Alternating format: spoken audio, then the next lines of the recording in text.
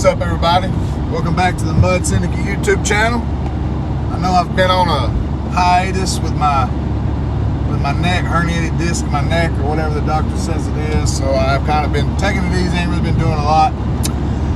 But today we're going to talk about and review the Fleece Cheetah drop-in turbo from Fleece Performance that we now have installed in the Dodge. On my last trip on the way home with the toy hauler, I got the code, checked it, pulled it, turbo actuator was the issue. So on the way home, I still had probably 30 miles to go when it happened. Flipped it over to the boost gauge. The boost was going from 2 to 17, back and forth, back and forth. And when the boost would drop back down, it almost sounded like the exhaust brake was on. So I babied the truck home.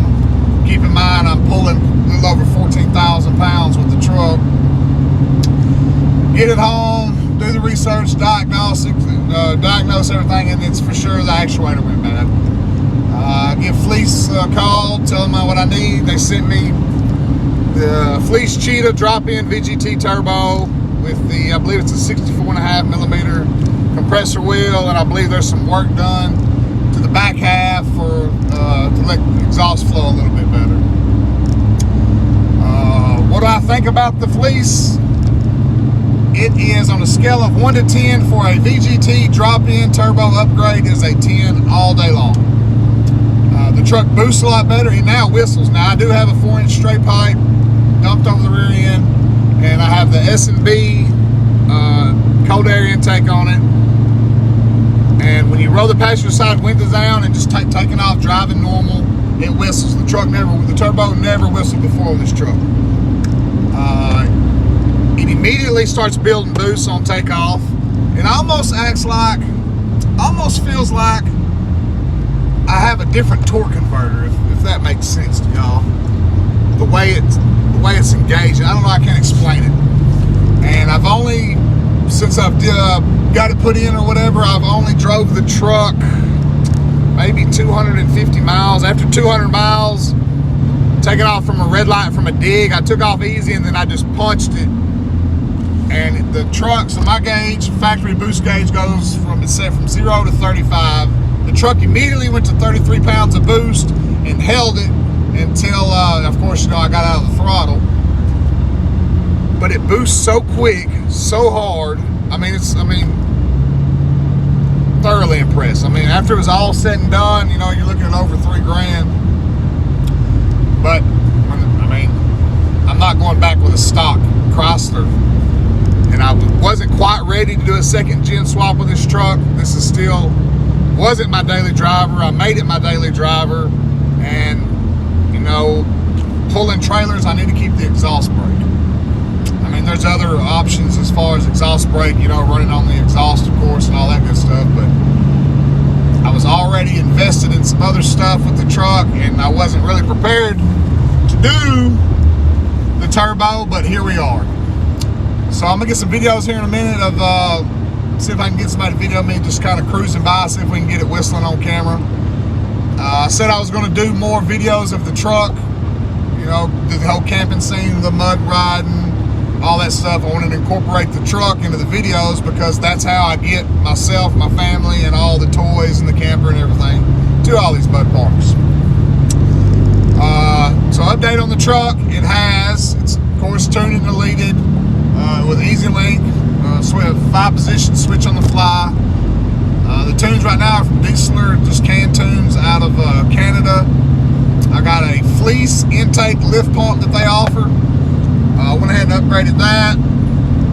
We have from GNR Diesel, we running the Caterpillar filters, water separator and fuel filter underneath the back. I have the GNR fuel filter delete block that goes on the side of the motor on the block. I tried putting it in yesterday. My neck was like, no, we're not doing that. So I held off on that. I got to get that put in. At the house right now, I have the RevMax Billet valve body for the transmission that will be getting put in next weekend. I'm gonna try to do it. Right now I'm waiting on new transmission filters, and I ordered a deep pan from BD Diesel for the tranny. Hold a few more quarts of fluid to try to keep her cool. Trinity's never got hot, but I don't want to, with everything we got going on, I don't want to take a chance because I'm trying to add power to the truck. We'll be getting it I think I've decided to go with PPEI on some revisions of some tunes, add a little bit more fuel, see how much fuel injector I have left before we have to talk about nozzles and whatnot. But so far, this 19 Ram 3500 single wheel is doing work. The truck is doing great. All the upgrades I'm dealing with, BD diesel, power driven diesel, thoroughbred, they're all selling me good parts. They're all getting them here. I mean, thoroughbred diesel, I've been dealing with them quite a bit, and I don't know how their shipping works, but it's extremely quick. So no complaints there. We are, I'm up real close to my buddy's house, and we're gonna get some videos under the hood. I'll get some videos of it going by and talk a little bit more about it. Y'all hang on.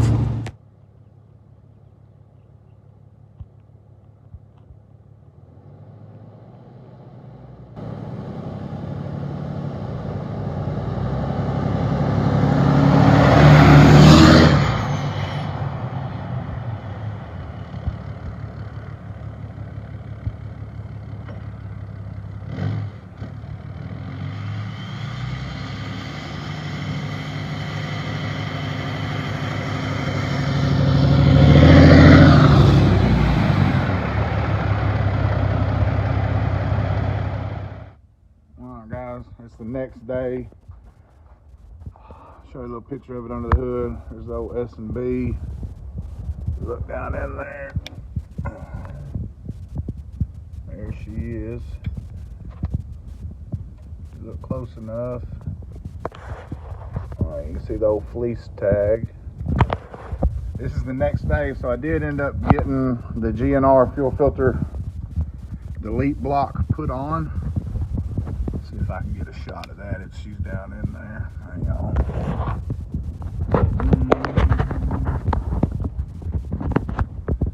You can't really see her. She's down in there. Oh, there she goes. You can see a little bit of the shining back from there. However, the water sensor, the water and filter sensor, the plugs have been relocated.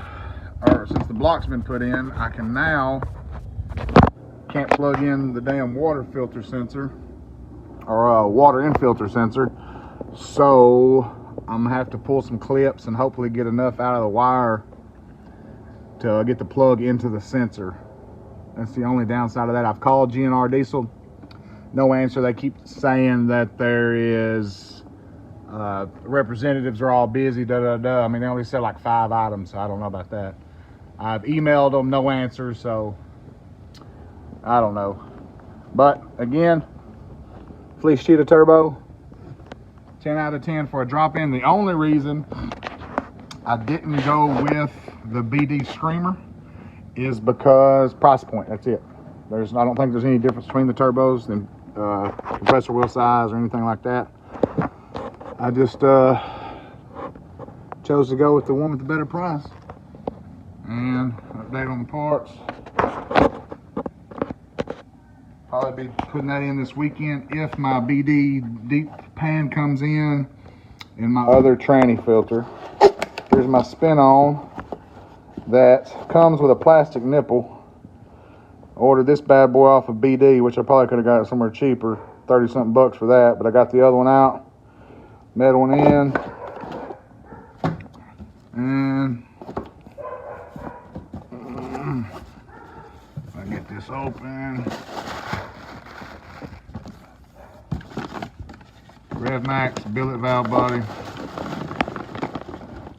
This is the, what they call it, the heavy duty HD towing. Still can't do a lot because my neck. However, I'm doing more than I should be. I worked on the bike right here. So the last ride ended up busting this boot on the stock axle. We ended up stretching it. The lip right here just ripped the whole boot off. So ended up stretching it back on and making it work for the weekend. Come back home, ordered the HD Demons from Demon Power Sports. Went ahead and swapped them both out. So now I got 2 factory spares for the rear. And on this side, the diff seal where the axle goes in was leaking because I had a little puddle on the ground. So I went ahead and swapped both rear diff seals out, except for on the yoke. Riding down here in South Florida, it's a lot of sand and water. So sand, sandpaper, it eats everything up. These are my pet ducks that I feed all the damn time, and now they're just, every time I'm outside, they feel like they need to eat something. But anyway, we got getting ready for Oktoberfest at Plant Bamboo. Completely serviced this bike, went over everything, got everything ready. It's good to go. We'll be out there. I might bring these damn ducks out here and give them to somebody. The Brute. Good Lord, the Brute. I've had issues with the Brute. Electrical problems. Got it finally figured out. I'm going to service the rear diff, front diff. The motor's good. My daughter did swamp it. She killed it before I thought it went under. Got it out. Hydrolocks, cleaned the cylinders out and all that good crap. And when I checked the oil was clean. She rode the rest of the damn day. We come home and I checked the oil and it's straight milk. So apparently, and there was also when I pulled the air box later, this thing is sealed up with some, the right stuff from Permatex. So you got to use a damn pry bar almost to get the lid off. There was still water in the air box. She'd been riding around all day on milk. I don't think I heard anything, but still. These tires are getting pretty. My daughter's been asking when she can get some new tires, so I might order some new tires for it. We got Plant Bamboo. She won't be at that one because that's adult only event.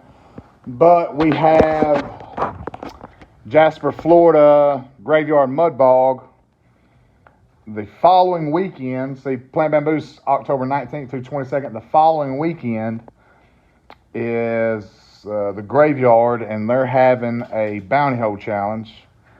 I think it's like $750 to win for each class. I think there's 2 or 3 classes. Not a big, huge, crazy thing, but it's something. Might put her some new tires on and let her rip it, and we'll see what happens. Worst case scenario, a few axles. But anyway, Fleece Cheetah Turbo. If your stock one goes out on you and you're not ready to go crazy with the bigger turbo and then have to buy the exhaust manifold, turbo piping or a second gen swap or whatever, you just want to be in and out, get the truck back on the road, Fleece Cheetah Turbo is the way to go for the price point. I think BD's, there's Screamer Turbo, whatever they call it, I believe it's 100% just as good, just like $100 more. And I was trying to save what I could, and I already had the Fleece intake lift pump coolant bypass on here, so kind of kept it all with the same brand or whatever, but it's all the same. It's worth it either way. So anyway, that's my opinion on it. Say what you will, but that's my experience with it. I'll check y'all later.